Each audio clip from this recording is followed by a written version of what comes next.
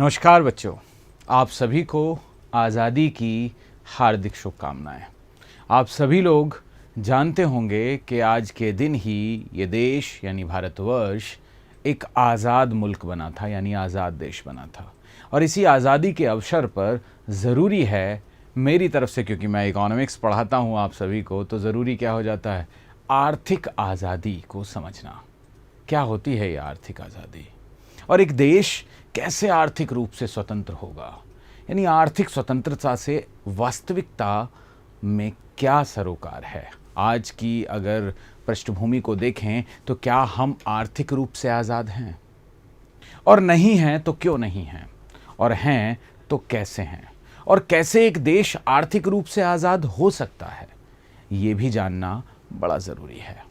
आर्थिक आज़ादी किसी भी देश के लिए, किसी भी कंट्री के लिए बेहद ज़रूरी, आप कह सकते हैं, एक परिकल्पना है जिसे पूरा करना उस देश की वास्तविक जिम्मेदारी है। आर्थिक आज़ादी का वास्तविक अर्थ क्या होता है, यानी आर्थिक स्वतंत्रता से वास्तविकता में क्या लेना देना होता है, उसका वास्तविक अर्थ क्या है, जनरल मीनिंग क्या है, इसको कैसे डिफाइन करें। डेफिनेशन के लिए हमारे कॉन्स्टिट्यूशन को हमें पढ़ना होगा। डेफिनेशन के लिए हमारे संविधान से हमें कुछ बातें सीखनी होंगी। क्या सीखना होगा? सीखना होगा कि आखिर एक देश आर्थिक रूप से स्वतंत्र कब कहलाएगा। कहलाएगा तब जब इस देश के प्रत्येक जनमानस को गरिमा में जीवन जीने का अधिकार है। यह देश आर्थिक रूप से आजाद तभी होगा जब किसी व्यक्ति विशेष की पर कैपिटा इनकम बहुत बेहतर स्थिति में पहुंच जाए। ये देश आर्थिक रूप से आज़ाद तभी होगा जब उस देश में रहने वाले लोगों को आर्थिक स्वतंत्रता दी जाए। ये देश आर्थिक रूप से आज़ाद तभी होगा जब इस देश में महिलाओं का सशक्तिकरण हो। अब ये सशक्तिकरण का मतलब क्या होता है? एक महिला सशक्त महिला कब कहलाती है? एक महिला सशक्त महिला तब कहलाती है जब उसमें निर्णय लेने की क्षमता हो, कैपेसिटी टू टेक डिसीजंस। निर्णय कैसे? निर्णय खुद के बारे में, अपनी वास्तविकता के बारे में। अगर किसी महिला के पास ये निर्णय लेने की क्षमता नहीं है, यानी वो स्वतंत्र नहीं है आर्थिक रूप से भी। वो जहां चाहे, जब चाहे, जैसे चाहे काम कर सके, वो उसकी अपनी जिम्मेदारी होनी चाहिए, वो उसका खुद का डिसीजन होना चाहिए। आप सब जानते हैं इस देश में महिलाओं के लिए निर्णय शादी से पहले उसके पिता लेते हैं, शादी के बाद उसके पति ले रहे होते हैं। और इससे होता क्या है?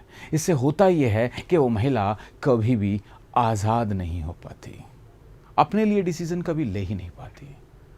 इसलिए ज़रूरी है उस महिला को हम सम्मान दिलाएं, उस महिला को हम सहभागी बनाएं, उस महिला को उसके अधिकार दिलवाएं। तभी एक महिला आर्थिक रूप से स्वतंत्र रह पाएगी।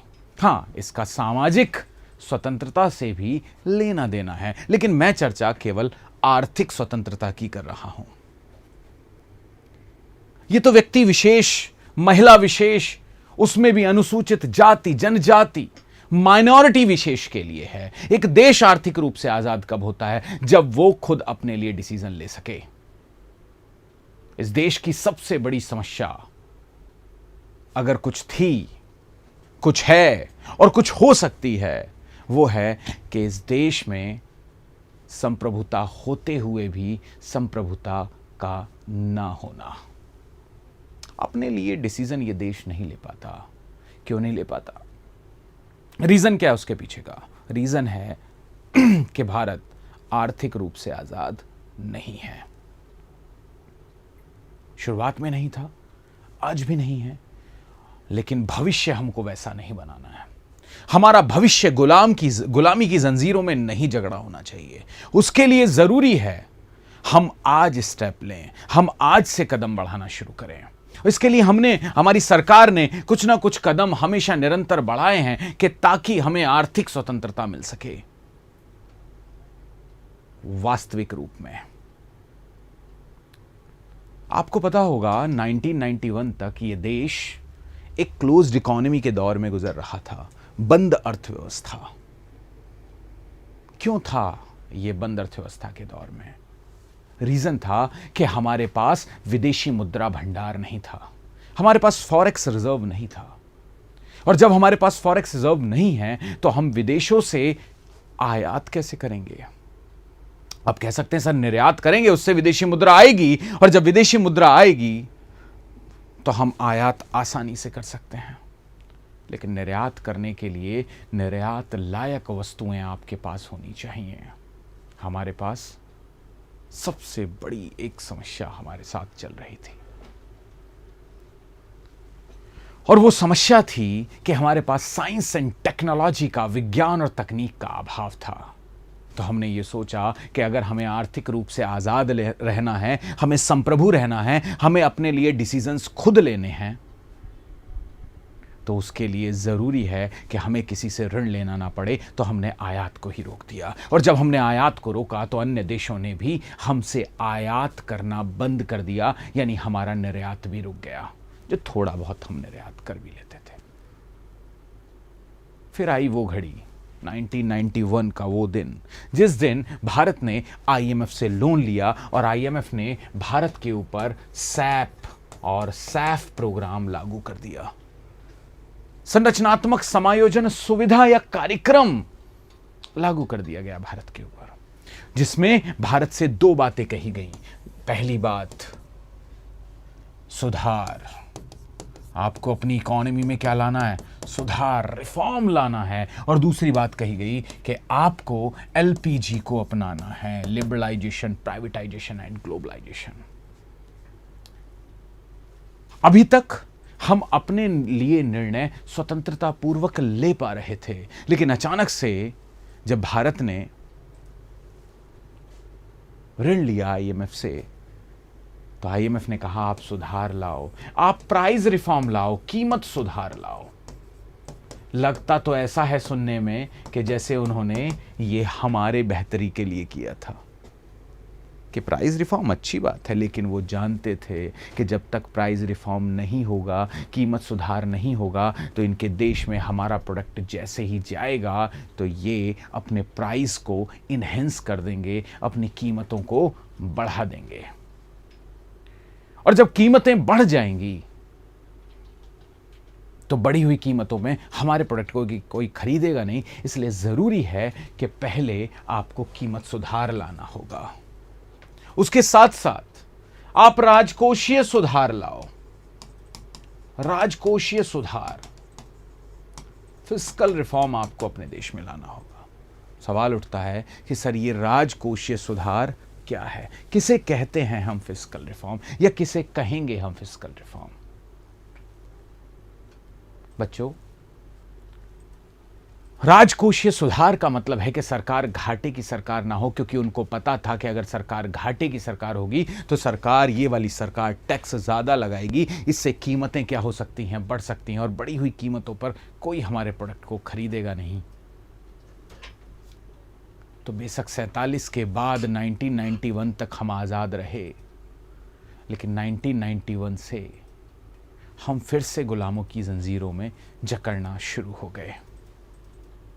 हमने आईएमएफ की शर्तों को माना क्योंकि हमारे पास फॉरेक्स रिजर्व नहीं था।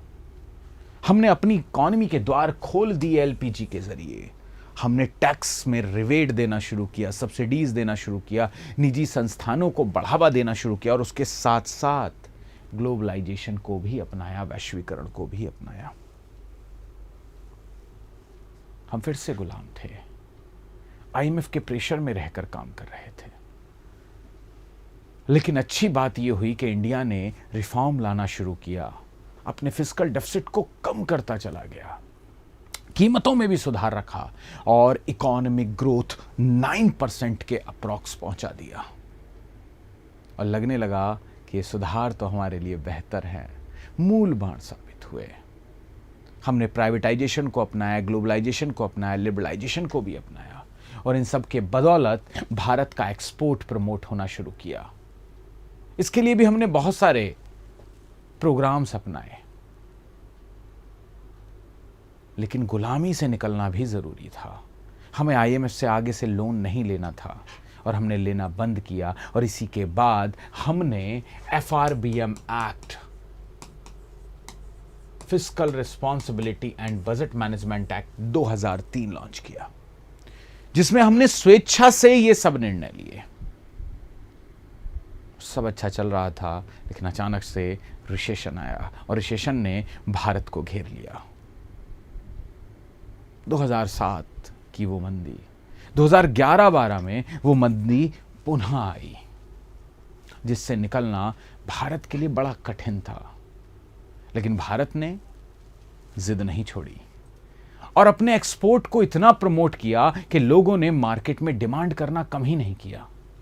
लेकिन 2011 में भारत के पास पैसे की कमी बची, भारत सरकार के पास खर्चा करने के लिए ज़्यादा पैसे नहीं था। इकोनॉमिक ग्रोथ कम होना शुरू हुआ और 5 to 6% तक इकोनॉमिक ग्रोथ पहुंचना शुरू हो गया। लेकिन 2014 में इस देश में नई सरकार आई, एक नई उम्मीद आई। जैसे इस देश ने फिर से आज़ादी का स्वाद चखने का मन बना लिया था। हुआ भी वैसा ही। शुरुआती चरणों में भारत हर प्रकार के घाटे से निकलना शुरू हुआ, कीमतों में भी सुधार आने लगा। सरकार ने प्रोग्राम्स लॉन्च किए, जैसे आओ भारत में बनाओ, मेक इन इंडिया कार्यक्रम लॉन्च किया गया। प्रधानमंत्री जनधन योजना, सबके पास खाता होगा, ये सब कार्यक्रम हुए। लेकिन कोविड ने भारत की काया पलटकर फिर से रख दी है। वर्ल्ड बैंक, IMF भारत के विषय में अपनी रिपोर्ट्स में अच्छा लिख तो रहे हैं, लेकिन भारत के लिए ज़रूरी है कि आज इस देश में सबसे बड़ी प्रॉब्लम रोजगार की है, एम्प्लॉयमेंट की है, सबसे पहले वो दूर हो जाए। आर्थिक समृद्धि सुनिश्चित हो, महंगाई पर नियंत्रण हो, प्रत्येक व्यक्ति अपने लिए निर्णय खुद खड़े होकर ले सके, चाहे वो किसी भी जाति, जनजाति, समुदाय, समूह, वर्ग विशेष अथवा लिंग विशेष से संबंधित हो। जब इस देश में ऐसा हो रहा होगा तो ये देश आर्थिक रूप से स्वतंत्र कहलाएगा। और मैं जानता हूं कि आप इस देश को आजाद करने में, आजाद रखने में अपनी पूरी भूमिका निभाएंगे। इसी उम्मीद के साथ कि आप मेरी बातों को बहुत गहराई से सुन रहे होंगे और उनको अमल भी पहुंचाएंगे। आज़ादी की इस वर्षगांठ पर आप सभी को हार्दिक शुभकामनाएं। Thank you so much, keep watching. एक और छोटी सी इंफॉर्मेशन आपको देनी है। इंफॉर्मेशन है अबाउट आज़ादी के महोत्सव के विषय में। 17 अगस्त तक ये ऑफर चलने वाला है, यानी आज़ादी का महोत्सव हम 17 अगस्त तक मनाने वाले हैं, जिसमें उत्कर्ष क्लासेस के सभी ऑनलाइन कोर्सेज पर आपको 90% तक की छूट है। 10% की अतिरिक्त छूट भी दी गई है, लेकिन ये 10% की अतिरिक्त छूट उन विद्यार्थियों के लिए है जिन्होंने उत्कर्ष ऐप पर अभी तक कोई भी कोर्स लिया है। जिसने नहीं लिया है उसके लिए छूट नहीं है। और ये 10% का मतलब है जो बचेगा शेष 90% ऑफ होने के बाद उसका 10%। उम्मीद करूँगा कि आप मेरी बातों को बहुत गहनता से सुन रहे होंगे। ऐसे ही पढ़ते रहिए, आगे बढ़ते रहिए, और फिर से जब मैं अपनी लाइव क्लास में अवेलेबल रहूँ ज़रूर रहिए। Thank you so much, keep watching. जय हिंद, जय भारत, नमस्कार, धन्यवाद।